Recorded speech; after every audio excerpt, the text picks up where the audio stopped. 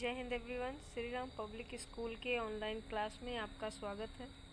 मैं साधना द्विवेदी। पिछले वीडियो में मैंने आप लोगों को हिंदी साहित्य के पाठ 15 का भाग 1 पढ़ाया था, जिसमें मैंने बताया था कि महादेवी वर्मा एक दिन अपने किसी अतिथि को स्टेशन से छोड़कर लौटती रहती हैं तो उन्हें याद आ जाता है चिड़िया वाले का।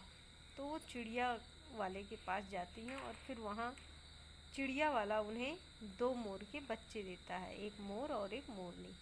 फिर वो उसे उठाकर अपने घर ले आती हैं और उन बच्चों को वो अपने कमरे में ही रखती हैं, लिखने पढ़ने वाले कमरे में रख देती हैं और उस कमरे का दरवाज़ा हमेशा बंद रखती हैं। नहीं तो उनके पास जो बिल्ली थी वो उन बच्चों का क्या हाल करती वो तो हर कोई जानता है।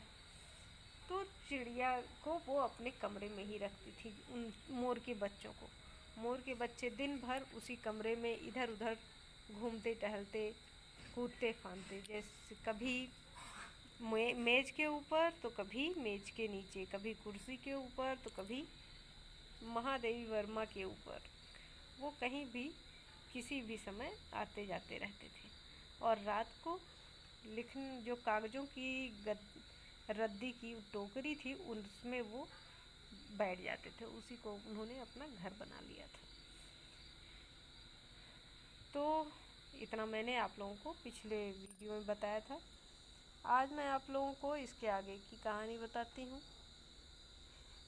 महादेवी वर्मा लिखती हैं कि जब मेरे कमरे का कायाकल्प चिड़िया खाने के रूप में होने लगा, तब मैंने बड़ी कठिनाई से दोनों चिड़ियों को पकड़कर जाली के बड़े घर में पहुंचाया, जो मेरे जीव जंतुओं का सामान्य निवास है। महादेवी वर्मा कहती हैं कि जब मेरे कमरे का जो रूप है वो बदलने लगा, चिड़िया घर की तरह होने लगा, तब मैंने क्या किया, बहुत मुश्किल से उन दोनों चिड़ियों को पकड़ा और पकड़ करके ला करके जाली के बड़े से घर में रख दिया।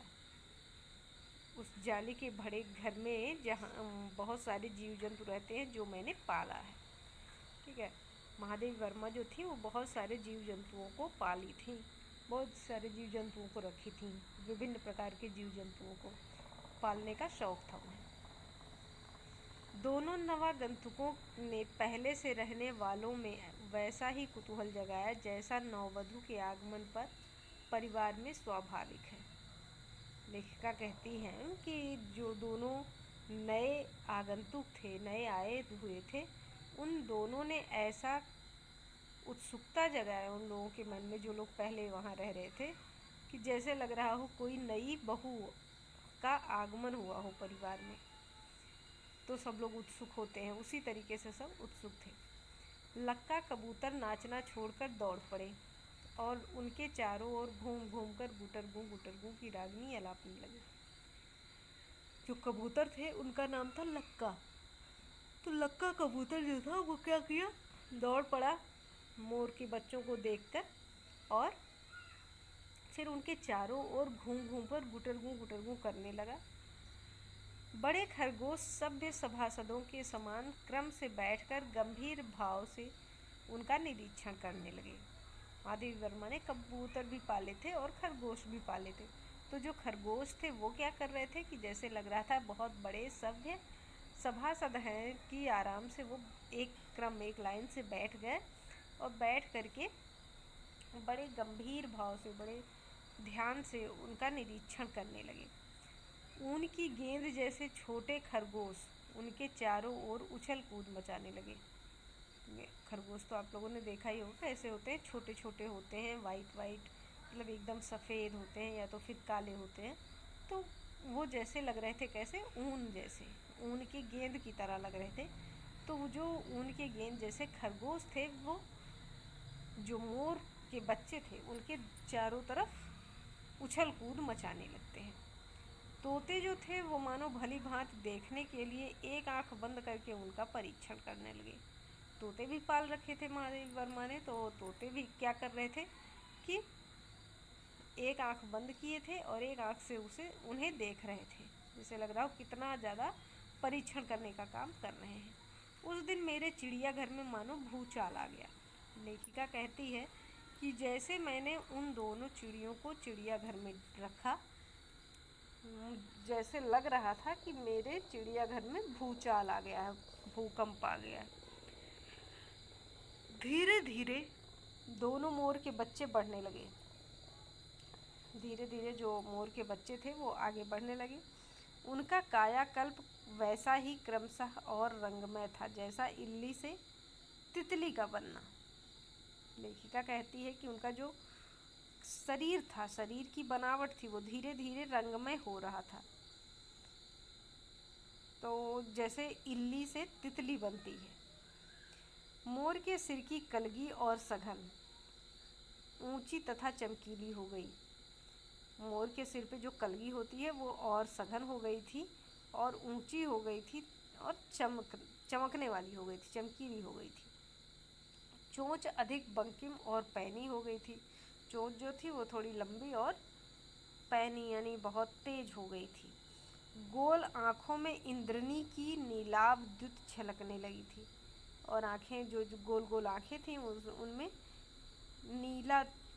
नीले रंग की द्युतियाँ झलकने लगी थी। लंबी नील हरित ग्रीवा की हर भंगिमा में धूप छाई तरंगे उठने गिरने लगी।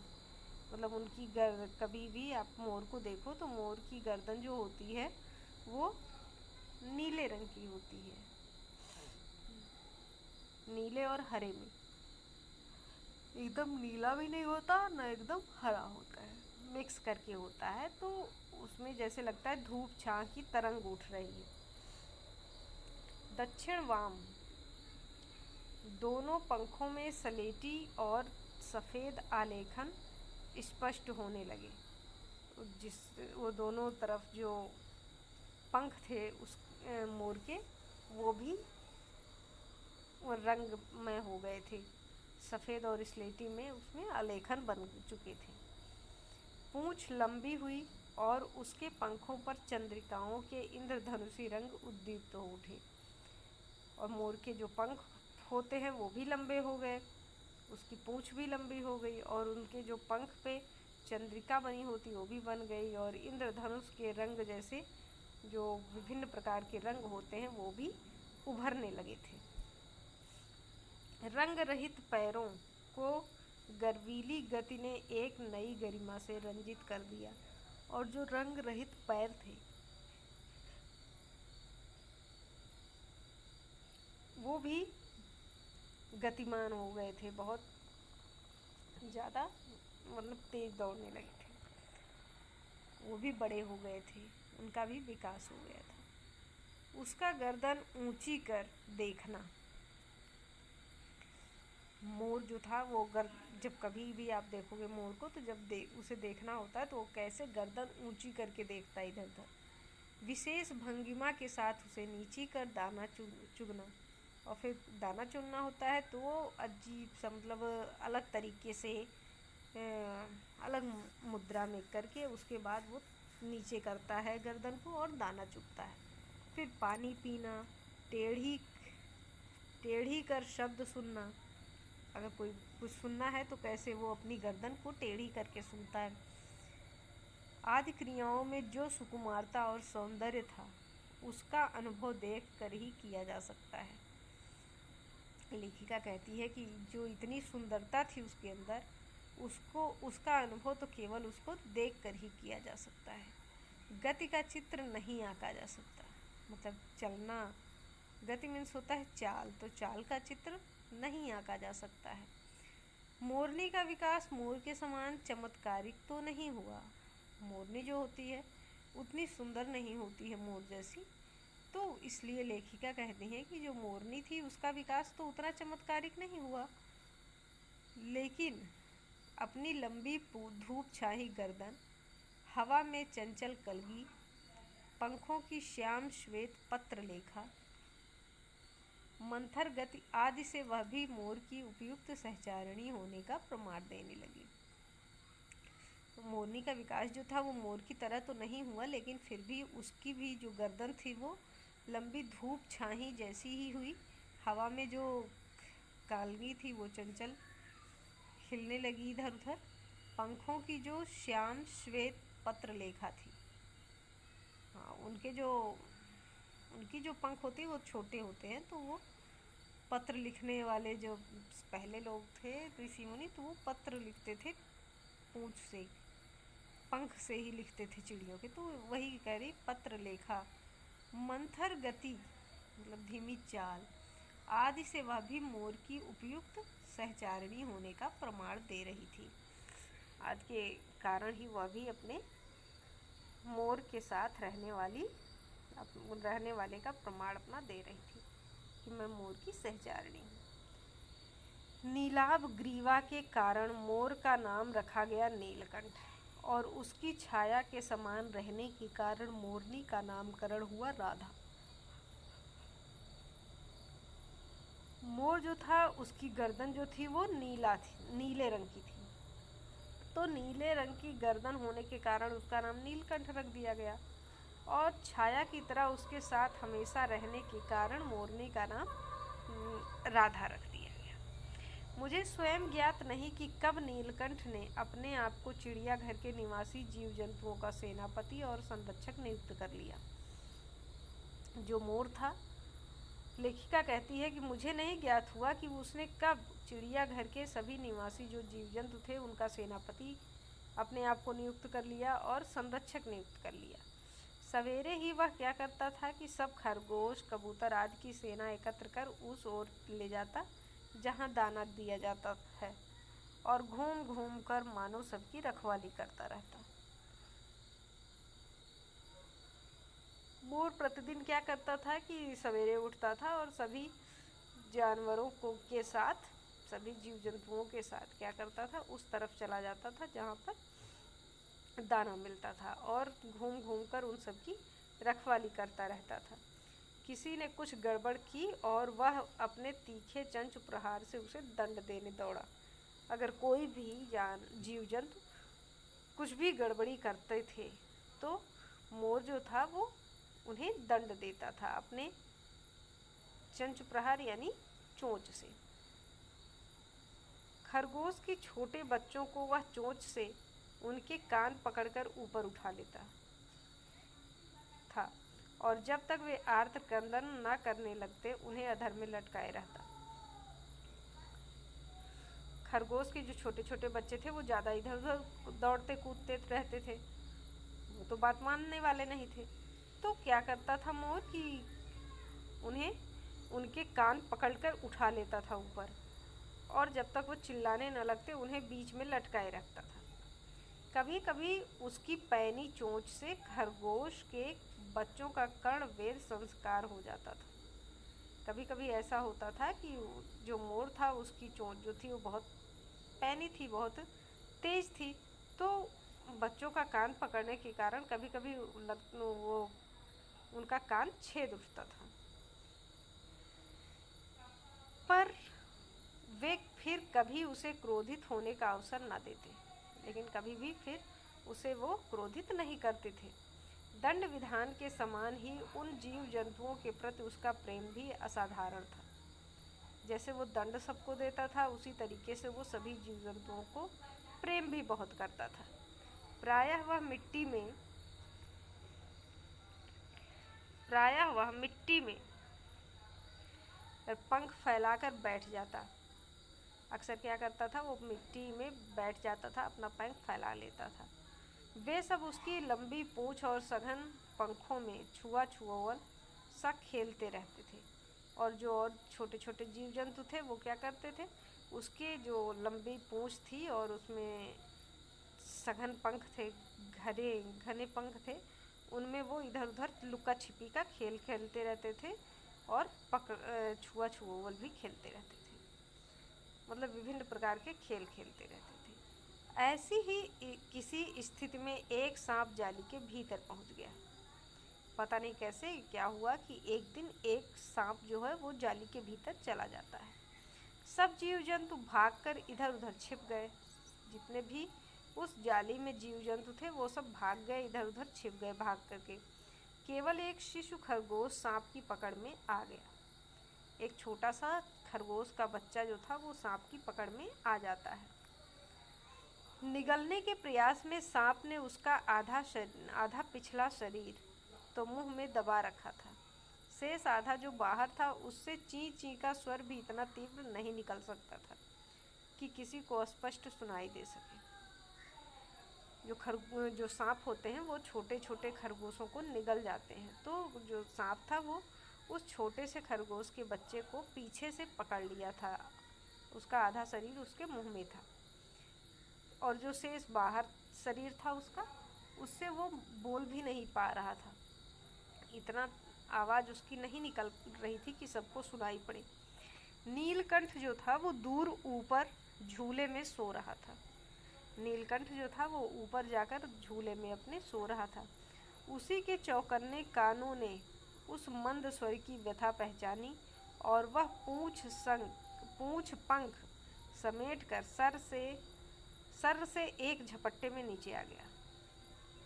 नीलकंठ जो था वो ऊपर झूला झूल रहा था, लेकिन उसके जो कान थे वो बहुत ज़्यादा चौकन्ने थे। उसके कानों में उस खरगोश के बच्चे की आवाज़ गई, धीमी आवाज़, मंद स्वर, व्यथा पहचानी, मतलब उसके खरगोश की धीमी आवाज़ के दुख को उसने सुन लिया और फिर वो झट से अपना पूंछ पंख समेट कर वहाँ पहुँच गया, नीचे आ गया। संभवतः अपनी सहज चेतना से ही उसने समझ लिया होगा कि सांप के फन पर चोंच मारने से खरगोश भी घायल हो सकता है। लेखिका लिखती है कि शायद जो मोर था वो समझ गया था कि अगर मैं सांप के फन पे मारूंगा चोंच से तो खरगोश भी घायल हो सकता है। तो उसने सांप को फन के पास पंजों से दबाया और फिर चोंच से इतने प्रहार किए कि वह अधमरा हो गया। क्या करता है वो मोर क्या करता है कि सांप के फन को अपने फन के पास पंजों से दबा देता है और फिर चोंच से प्रहार करता है। फिर इतना चोंच से प्रहार करता है कि वो जो सांप था वो अधमरा हो जाता है। पकड़ ढीली पड़ते ही खरगोश का बच्चा मुख से निकल तो आया, परंतु निश्चेष्ट सा वहीं पड़ा रहा। जब वो खुद ही अधमरा हो गया सांप, तो उसकी जो पकड़ थी वो ढीली हो गई और खरगोश का बच्चा मुख से बाहर निकल गया सांप के। लेकिन वो खरगोश का बच्चा वहीं पर पड़ा रहा, क्योंकि वो निश्चेष्ट हो गया था, बेहोश जैसा हो गया था। राधा ने सहायता देने की आवश्यकता नहीं समझी, परंतु अपनी मंद केका से किसी असामान्य घटना की सूचना सबोर प्रसारित कर दी। राधा जो थी वो सहायता देने के लिए नहीं गई, क्योंकि वो जान रही थी कि सहायता देने की कोई आवश्यकता नहीं है, लेकिन वो सभी को इस असामान्य घटना की सूचना प्रसारित कर दी, पहुंचा दी। माली पहुंचा, फिर हम सब पहुंचे। पहले माली पहुंचता है, फिर लेखिका और जो लोग थे वो लोग भी पहुंचते हैं। नीलकंठ जब सांप के 2 खंड कर चुका तब उस शिशु खरगोश के पास गया। नीलकंठ उस सांप के 2 टुकड़े कर देता है और फिर उस छोटे से खरगोश के बच्चे के पास जाता है और रात भर उसे पंखों के नीचे रखकर उष्णता देता रहा। और रात भर क्या करता है, अपने पंखों के नीचे उसको रख लेता है और उसे गर्मी देता है। कार्तिकेय ने अपने युद्ध वाहन के लिए मयूर को क्यों चुना होगा? लेखिका कहती है कि कार्तिकेय जो थे वो अपने युद्ध वाहन के लिए मयूर को क्यों चुने होंगे, क्योंकि यह उस पक्षी का रूप और स्वभाव देखकर समझ में आ जाता है। ये जो मोर है, इसे देखकर ये समझ में आ जाता है कि कार्तिकेय जी ने क्यों अपने युद्ध वाहन के लिए मयूर को चुना होगा। मयूर कला प्रिय वीर पक्षी है। मयूर जो है कैसा है? कला प्रिय है और वीर पक्षी है, हिंसक मात्र नहीं है। केवल वो दूसरों को कष्ट देने वाला नहीं है, इसी से उसे बाज, चील आदि की श्रेणी में नहीं रखा जा सकता। बाज, चील जो होते हैं वो केवल हिंसक पक्षी हैं, वो केवल दूसरों को कष्ट देते हैं। तो मोर जो है, इनकी श्रेणी में मोर को नहीं रखा जाता और जिनका जीवन ही क्रूर कर्म है। बाज और चील का जो जीवन होता है वो बहुत ही क्रूर होता है, बहुत ही निर्दयी होता है। उनका काम ही है लोगों को कष्ट देना। तो आज बस इतना ही। आगे की कहानी मैं आपको आगे के भाग में बताऊंगी। अब इस भाग से संबंधित कुछ प्रश्न हैं जिन्हें आप अपनी उत्तर पुस्तिका में लिख लीजिएगा और याद कर लीजिएगा। पहला प्रश्न है, जब लेखिका का कमरा चिड़ियाघर की तरह लगने लगा तो उन्होंने क्या किया? दूसरा प्रश्न है, लक्का कौन था? तीसरा प्रश्न है, मोर को देखकर कबूतर क्या करने लगे? चौथा प्रश्न है, किस कारण से मोरनी मोर की सहचारिणी होने का प्रमाण दे रही थी? पांचवा प्रश्न है, मोर का नाम क्या रखा गया और क्यों? फिर है छठा प्रश्न, मोरनी को क्या नाम दिया गया? छठा प्रश्न है, मोरनी को क्या नाम दिया गया? सातवां प्रश्न है, नीलकंठ क्या काम करता था? आठवां प्रश्न है, एक दिन जाली के भीतर कौन पहुंच गया और उसने क्या किया? तो ये 8 प्रश्न हैं जिनके उत्तर आपको अपनी उत्तर पुस्तिका में लिखनी है और याद करनी है। थैंक यू, धन्यवाद।